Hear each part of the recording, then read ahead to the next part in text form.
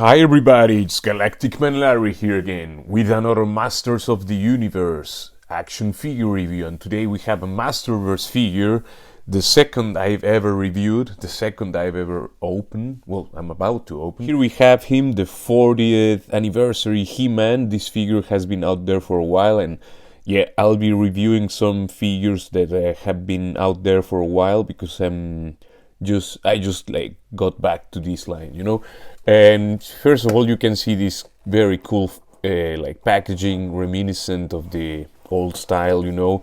There you have a super cool artwork of He-Man, and there you can see Skeletor and I forgot the name. Battle Cat, come on.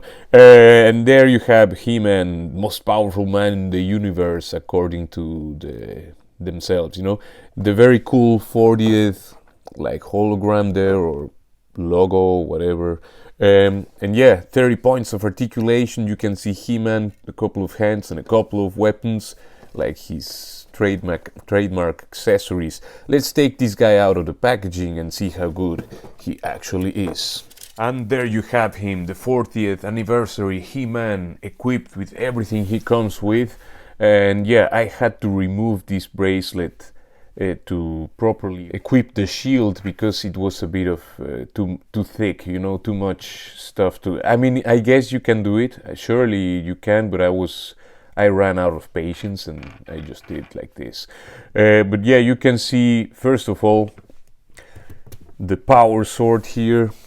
Forgive me if I say something wrong. I haven't watched the cartoons or read anything about the Masters of the Universe like properly for ages, you know.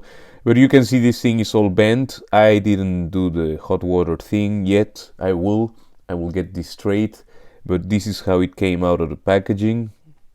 Yeah, I mean with a hair dryer or hot water you can straighten this up perfectly. But yeah, it's the way it is. The sculpt is very simple and it's unpainted. I guess it's like a nod to the vintage toy.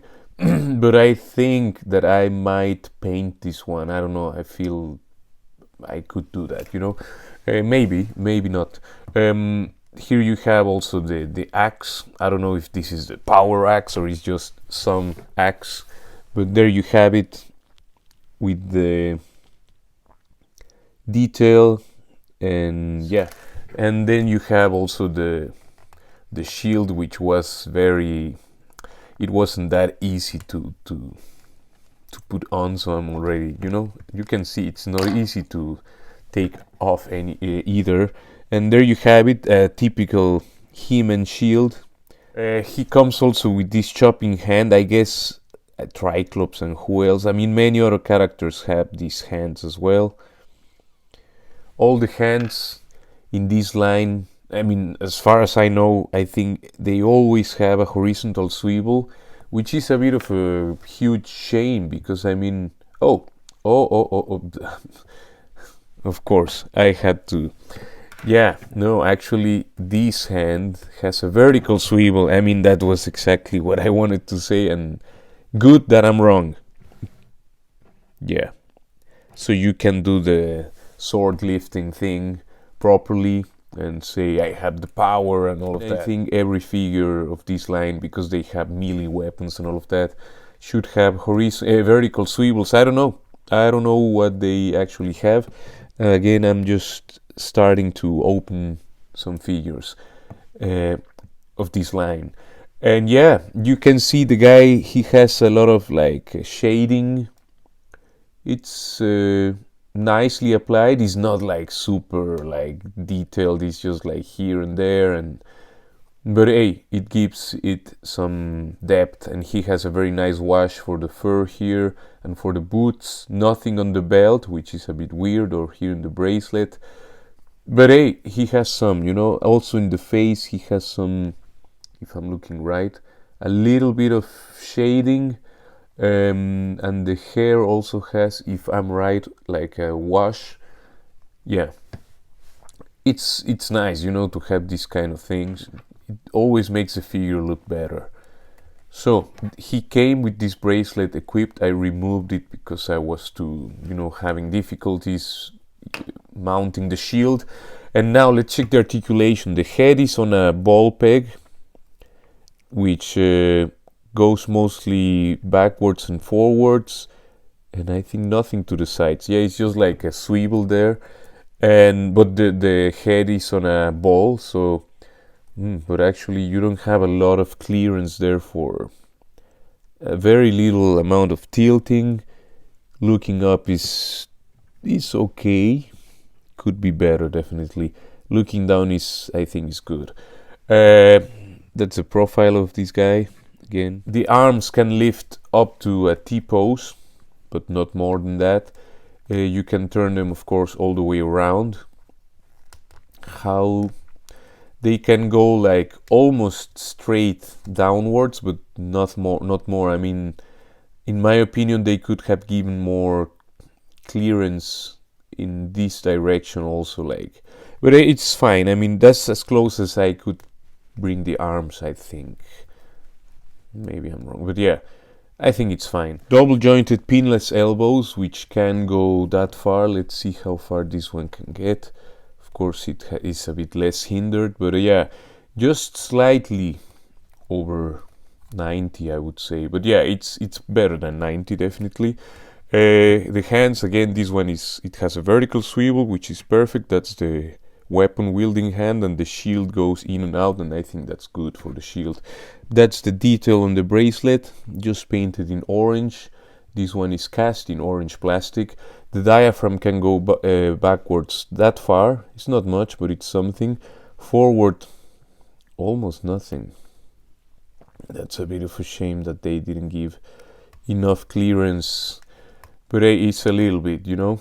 He has a nice tilt to the sides, that's fine, and I wouldn't use that to, yeah, I think you can turn a bit, but you have the waist, and I think it's better turn there. I have the feeling here you can, but because of the shape it hinders, you know, and I don't want to force it any more than I already did.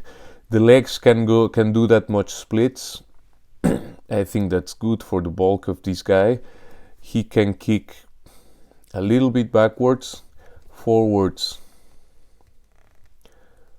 that far. Actually, he can almost kick 90, I would say. But yeah, but I think that will be enough. I mean, he's a barbarian, not a ninja. He has a thigh cut here, nicely applied. The knees can go backwards that far and are pinless. I think it's good. I mean, it's because the fur clashes with his body. You have a boot cut, that's good, always good to have. And the feet can go backwards that far, forwards that far, which is nice, and has yeah, these ankle rockers are very limited, very poorly executed, but hey, still a cool looking figure in my opinion. While maneuvering a little bit, I realized that you can take the vest, well, this harness off. So that's how he looks without the thing. If you were curious about that, I mean, it's not that I need to have this figure like that, but it's an option. And there you have your 7-inch scale Masterverse He-Man towering towering next to a couple of Hasbro figures in the 6-inch scale. It's important to notice. Next to the Herald of Galactus Thor, Princess Leia Organa, and Terrax towering over He-Man. Next to Venompool, Crimson Dynamo, and the only other figure I have open so far from this line, which is Evelyn from Revelations. And yeah, I like how these guys look all together. So that's it for this review. This is a cool looking figure. I'm happy that I finally opened Masterverse He-Man, and this is the one to get. I guess if you want like the most essential version of He-Man, you know. Yeah, I like it. I have to get to open the other figures I have sitting around here from Masterverse, and we'll go through them together. So please leave a like, share, subscribe, and all of that good stuff. Take care, and I will see you in the next one. Ciao, ciao, ciao.